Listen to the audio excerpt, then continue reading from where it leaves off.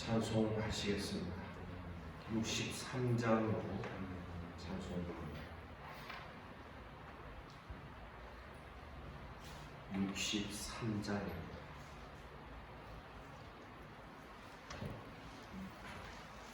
주가 세상을 다스리니 그 위엄이 넘쳐나고 그의 나라와 주의 영광 온 하늘에 가득하다. 저 흉악한 마귀의 머리 다 멸망케 하시는 주,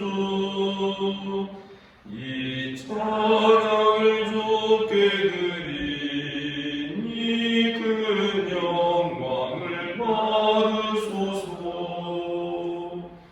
주가 권능의 손으로서 이 세상을 창조하니 그의 놀라운 창조 솜씨 만 백성이 경탄하네. 저 하늘의 별들도 모두 주 영광을 나타내요. 늘 돌보주시는 주께 큰 영광을 돌립니다. 주가 세상의 피조물을 인간에게 다 맡기고 순종하라는 말씀으로 그 권위를 주셨도다. 온 땅 위에 주님의 위엄 늘 넘치며 가득하니 그 나라와 주님의 영광 온 천하에 찬란하다.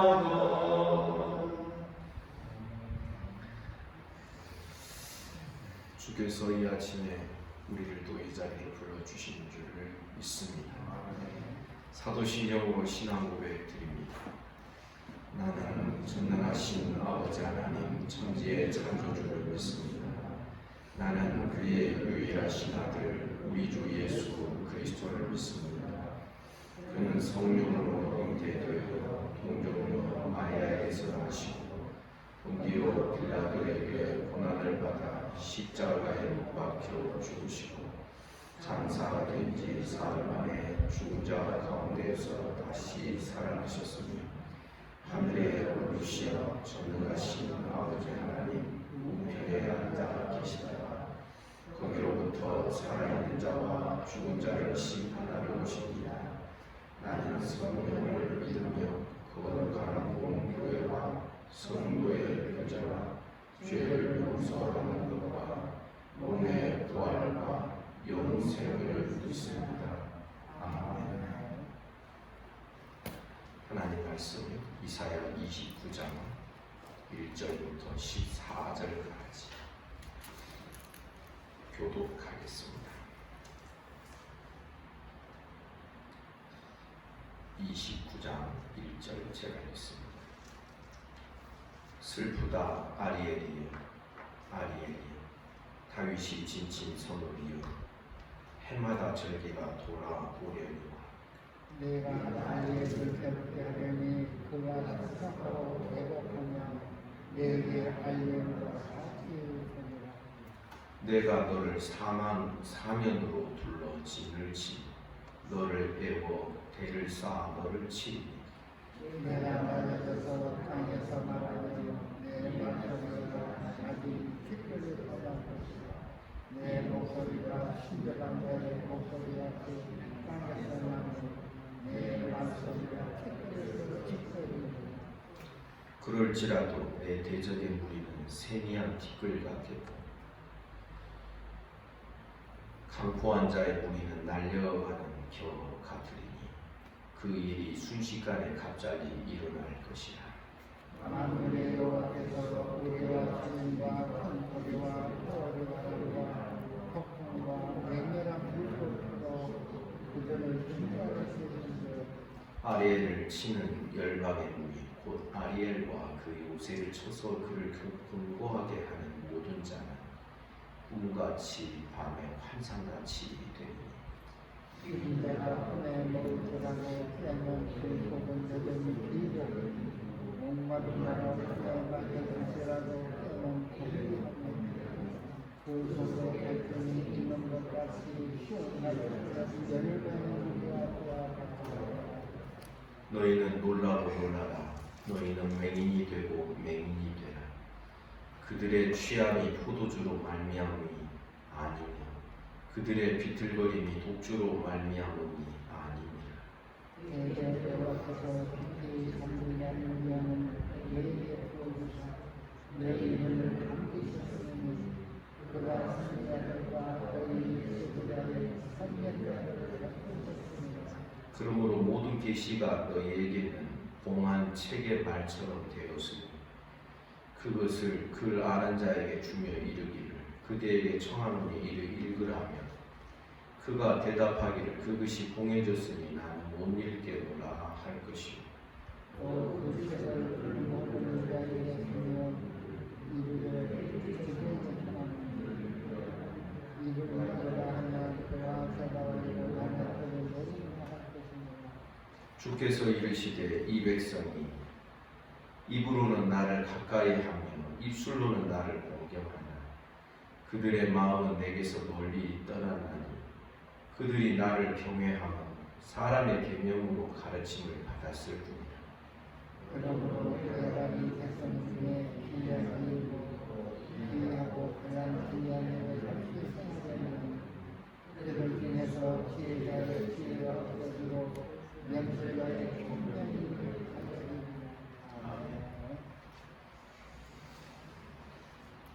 예루살렘 멸망을 말씀합니다. 1절에 보니 슬프다.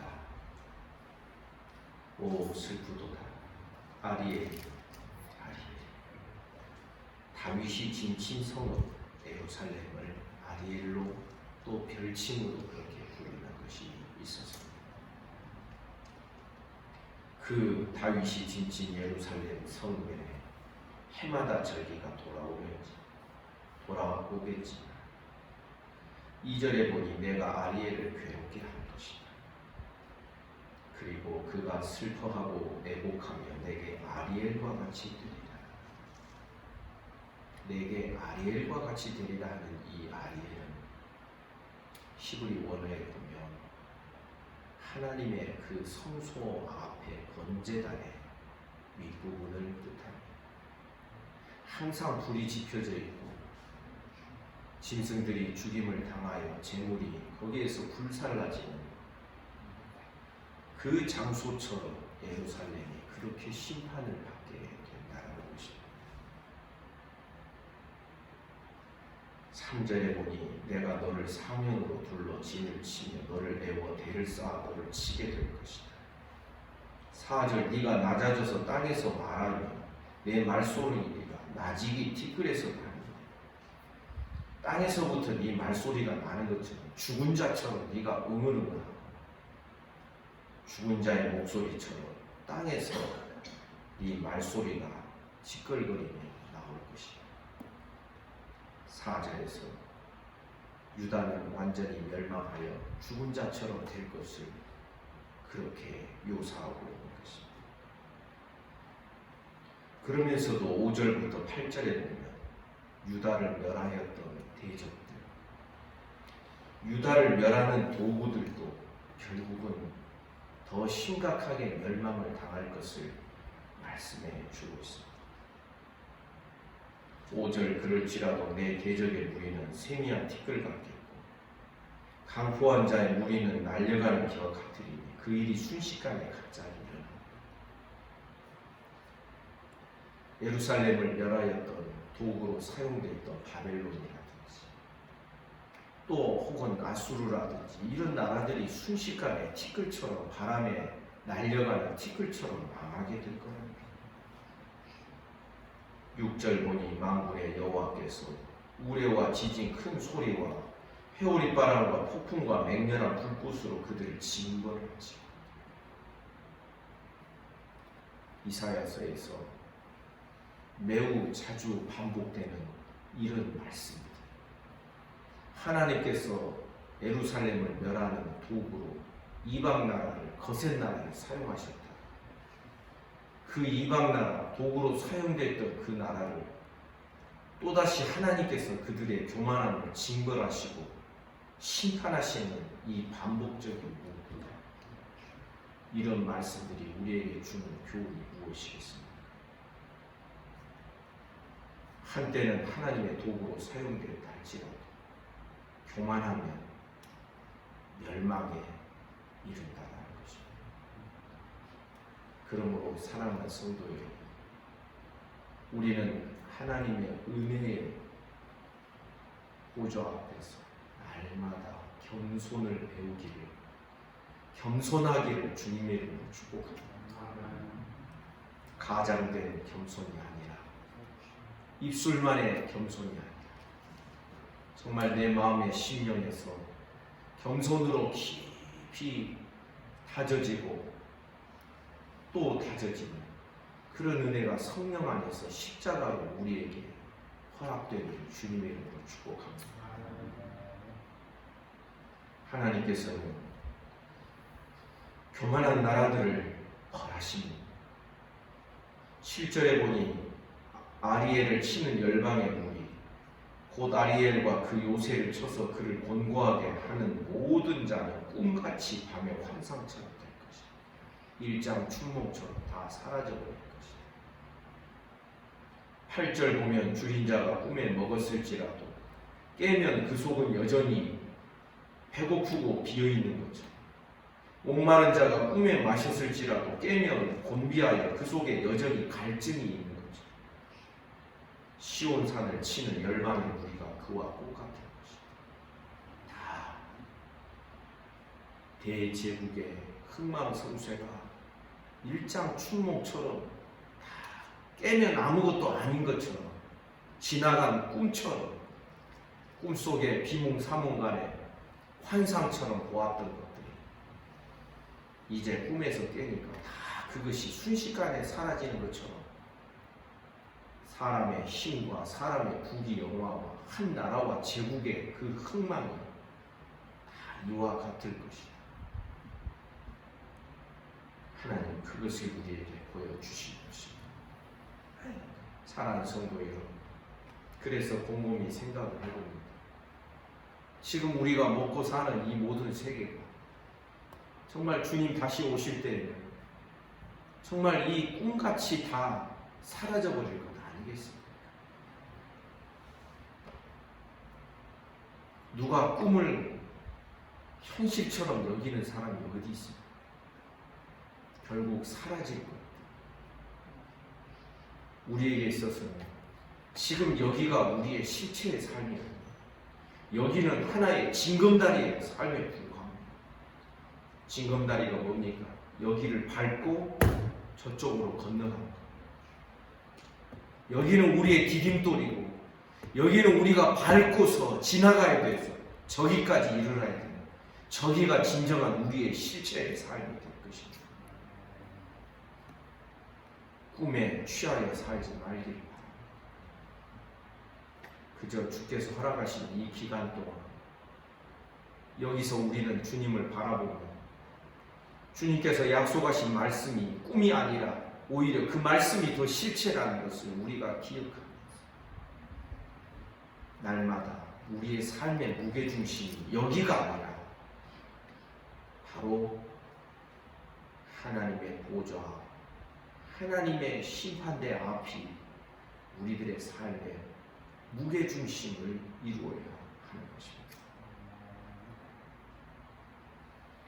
9절 이하에 보니 다시금 하나님께서 예루살렘을 심판하시는 그러한 내용이 어떤 것인지를 설명하고 있습니다.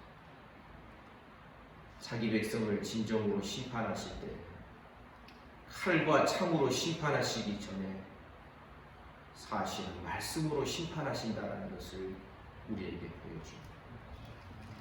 9절에 보니 너희는 놀라고 놀라라. 너희는 맹인이 되고 맹인이 되라. 강조입니다. 두 번 강조가 되어 있습니다. 그들의 취함이 포도주로 말미암음이 아닙니다. 그들의 비틀거림이 독주로 말미암음이 아닙니다. 하나님의 심판의 중심은 실제적인 독주나 포도주로 저들이 취해 있는 것이 아니라 10절에 보니 대저 여호와께서 깊이 잠들게 하는 영을 너희에게 부어주사 너희 눈을 감기셨으니 그가 선지자들과 너희 지도자인 선견자들을 다 덮어버리죠. 이것은 이사야 6장의 말씀과도 연결이 됩니다. 하나님은 이사야를 최초로 처음으로 부르실 때 이사야의 사명이 무엇이라고 말씀하십니까? 너는 가서 말씀을 전하는데 전하면 전할수록 백성들의 눈이 감기게 되고 저들이 보아도 알지 못하고 들어도 깨닫지 못하게 돼요. 여러분, 말씀을 전하러 보내시는데 미리 비관적이에요. 근데 네가 전하는 말은 하나님의 말씀이에요. 저들이 듣기는 들어도 깨닫지 못합니다. 네가 말씀을 전하면 전할수록 눈이 감기고 귀가 막히고 말씀이 공해지고 말씀이 잠겨지는 그런 일이 일어나게 될 거라는 거죠. 11절에 보니 그러므로 모든 계시가 너희에게는 봉한 책의 말처럼 되었다. 그것을 글 아는 자에게 주며 이르기를 그대에게 청하노니 이를 읽으라며 그가 대답하기를 그것이 봉해졌으니 나는 못 읽겠다. 말씀이 봉해진 것이 아니라 사람이 봉해져 있는 것을 우리에게 보여주는 것입니다. 글자는 읽어내도 말씀이 봉해져 있으면 그 말씀 너머를 못 들어가는 것이죠. 우리의 신앙은 무엇을 추구하는 것입니까? 사람의 한계가 있습니다. 그 누구도 이 사람의 한계를 벗어나거나 뛰어넘을 수 있는 자가 없습니다. 그것은 우리가 지금 전도서 주일날 저녁에 전도서 강론을 통하여서 계속해서 확인하고 있는 내용입니다. 그런데 이 사람의 한계를 무엇이 우리로 하여금 저 실체까지 우리를 이끌어냅니까? 그것은 하나님의 말씀이 우리를 인도하는 것입니다. 여러분, 말씀이 인도한다는 것을 먹고 사는 일에 별 어려움이 없도록 말씀이 이 세상에서 우리를 인도한다. 단순히 우리는 그렇게 생각하면 안 되는 거죠. 새로운 영역으로 우리를 인도하고 새로운 경지로 우리로 나아가도록 하나님의 세계로 우리가 더 나아가도록 하나님의 말씀이 우리의 가이드 역할을 하고 우리의 길을 인도하는 여러분, 그런 하나님의 말씀이라는 것을 우리가 잊지 말아야 합니다.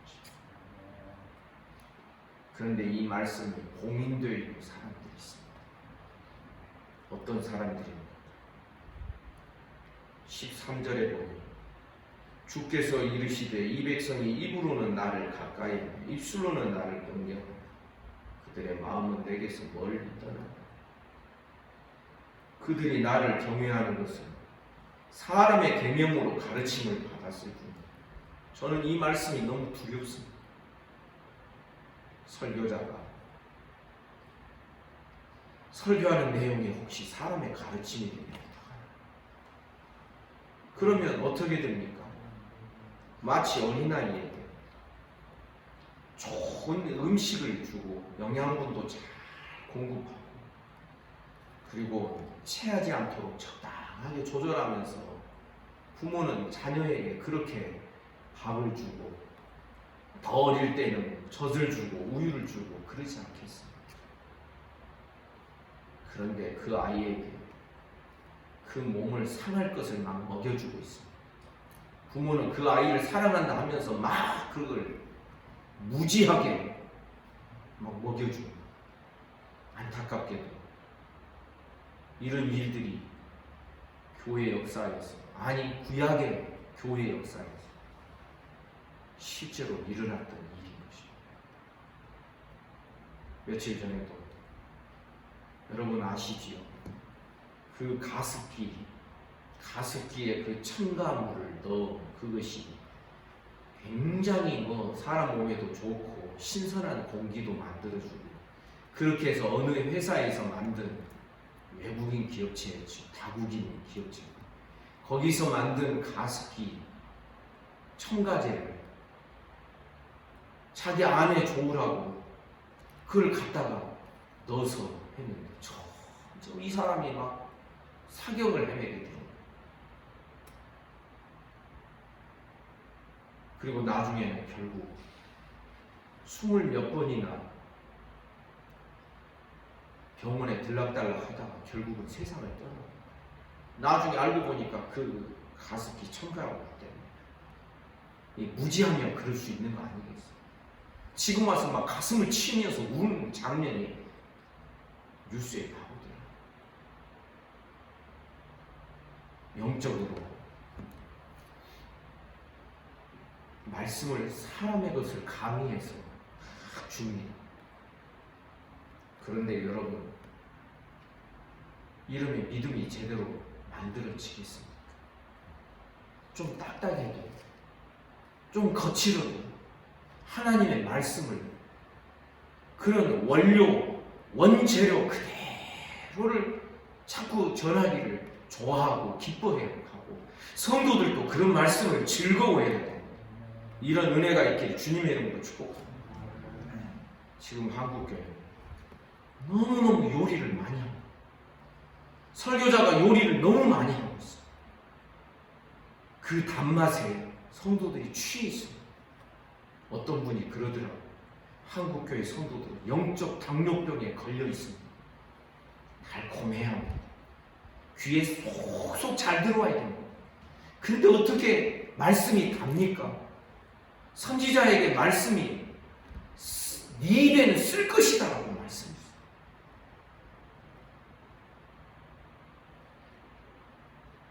여러분, 말씀을 듣고 받아들이는 기준이 내 입맛이 되면 우리는 자꾸 편식 위주로 가게 돼 있어요. 그러지 않습니까? 여러분 여러분들이 먹고 싶은 것만 먹고 먹기 싫은 거 안 먹습니다. 그런데 우리가 잘 알죠. 몸에 좋은 음식을 입에 쓰다, 약도 쓰다.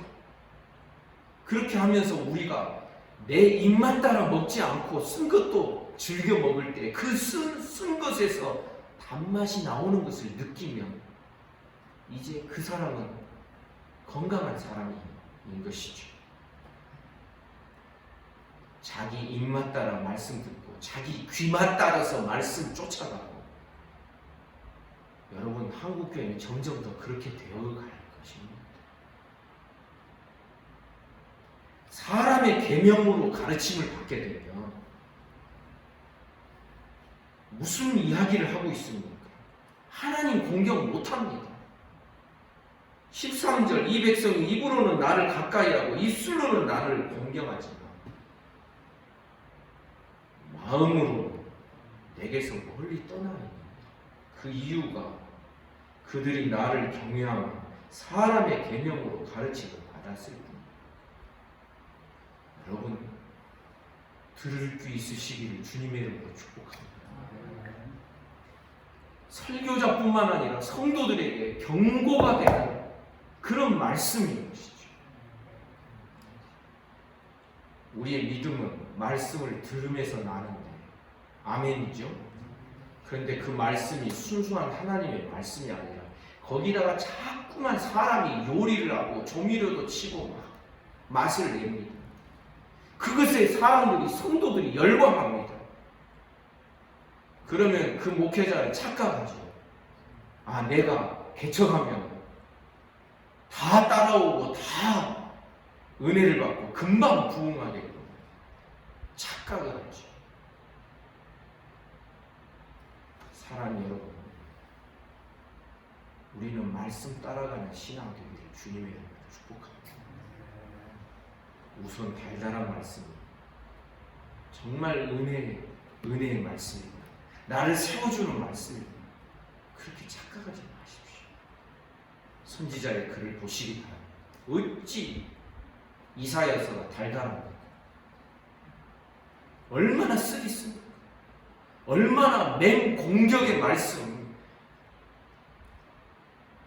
막 던져지고 주어지고 있습니다. 우리는 13절을 통하여서 또 경계를 해야 됩니다.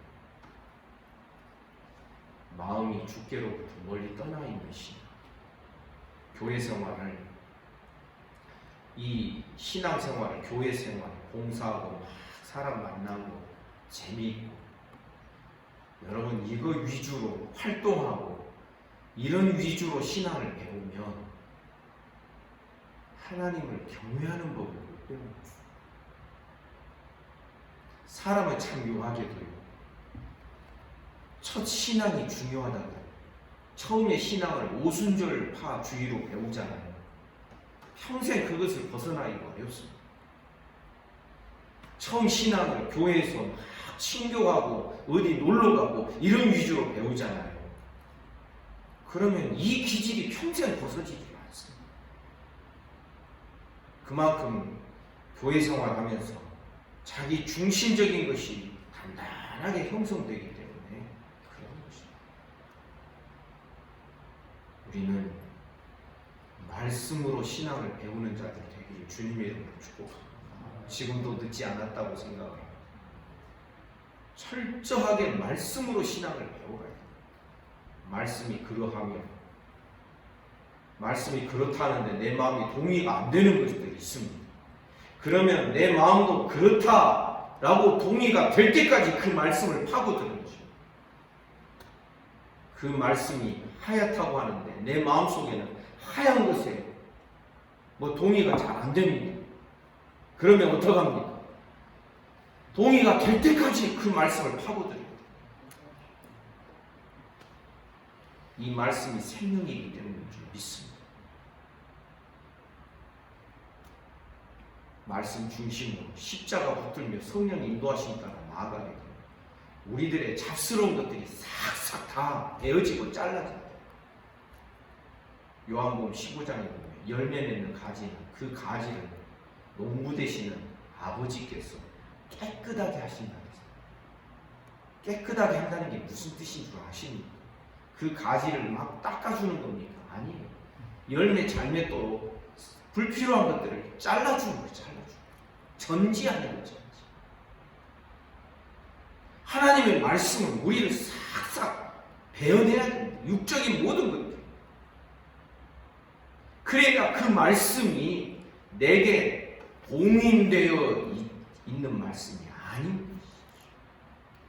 듣기는 들어도 깨닫지 못하고 보기는 보아도 알지 못하는 것처럼 답답한 신앙이 어디 있습니까? 신앙생활을 피상적으로 겉껍질로만 신앙생활,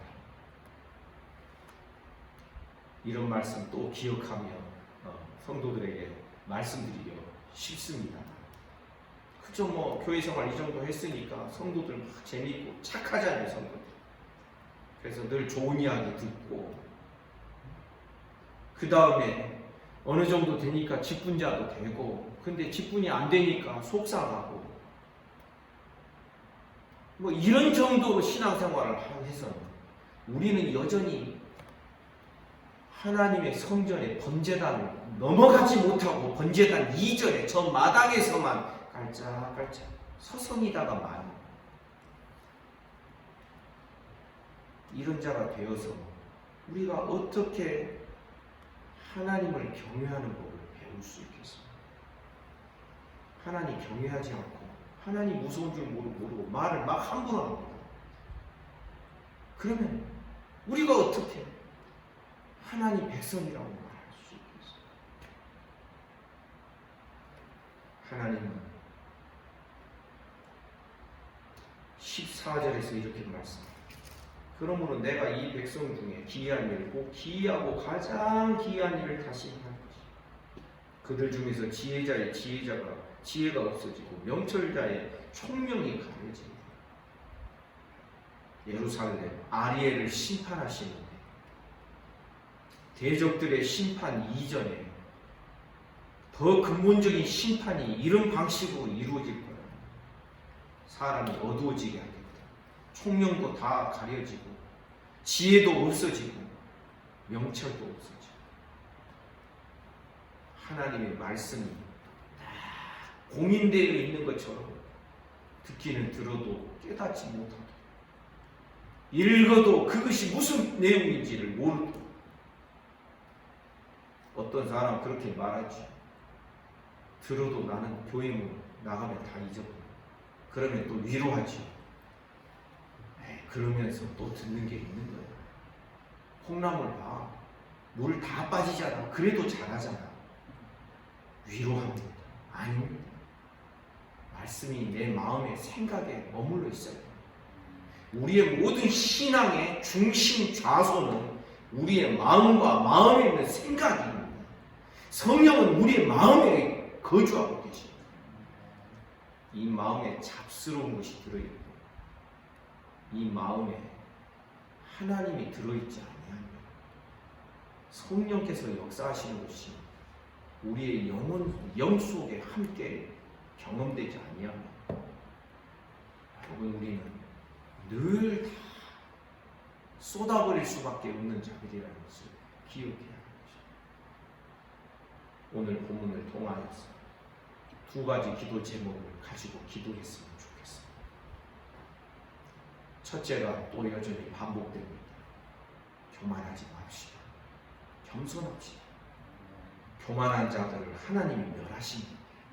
하나님의 도구로 한때는 사용되었지만 결국 멸해버리십니다. 두 번째는 형식적인 신앙을 우리의 삶에서 날마다 부서뜨리기를 원합니다. 입술과 마음이 다르게 가서는 안 되겠습니다. 하나님 우리 입술의 감사와 찬양을 받으시는 줄 믿습니다. 입술이 불필요하다는 게 아닙니다. 입술도 우리에게 우리의 마음에 진정한 것을 표현하는 하나의 도구로 사용됩니다.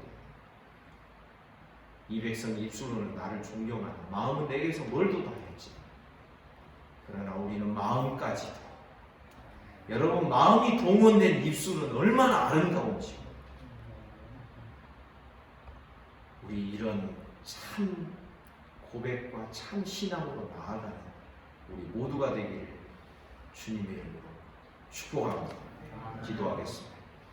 하나님 아버지 오늘도 우리를 이 자리로 불러주시고 주의 말씀을 대면하게 하여 주시니 감사합니다. 참된 신앙, 바른 신앙, 하나님 기뻐하시는 신앙 우리도 신앙생활하는 것이 즐겁고 기쁜 그런 신앙의 모습을 말씀이 우리에게 가르쳐주고 있나이다. 하나님 도와주시옵소서. 자기가 선생되지 않게 하시고 자기가 중심되지 않게 하시고 오직 말씀 중심으로 날마다 내가 잘라지고 깎여지고 부서지고 하나님 기뻐하시는 사람으로 빚어지고 만들어져 갈 수 있도록 말씀의 역사들이 우리에게 항상 열려있게 하여 주옵소서. 오늘도 이 아침에 몸이 아픈 우리 성도들을 붙들어 주시기를 원합니다. 소위부터 시작하여 우리 최영석 집사님 이르기까지 예수 이름으로 명하노니 깨끗함을 받을지어다. 주님 오늘도 나라와 민족을 지켜주십시오. 한국교회를 불쌍히 여겨주십시오. 한국교회를 중심으로 번져나가고 있는 이 코로나 사태를 하나님께서 긍휼히 여겨주시기를 원합니다. 주님 저 북녘 땅과 일본과 중국 신음하고 고통하며 허세 부리며 살아가는 이 땅에 이 지구상의 모든 족속들을 하나님 불쌍히 여겨 주옵소서. 오늘 하루의 모든 삶을 우리 주님께 의탁합니다. 예수님 이름으로 기도하옵나이다. 아멘. 말씀 묵상하시겠습니다.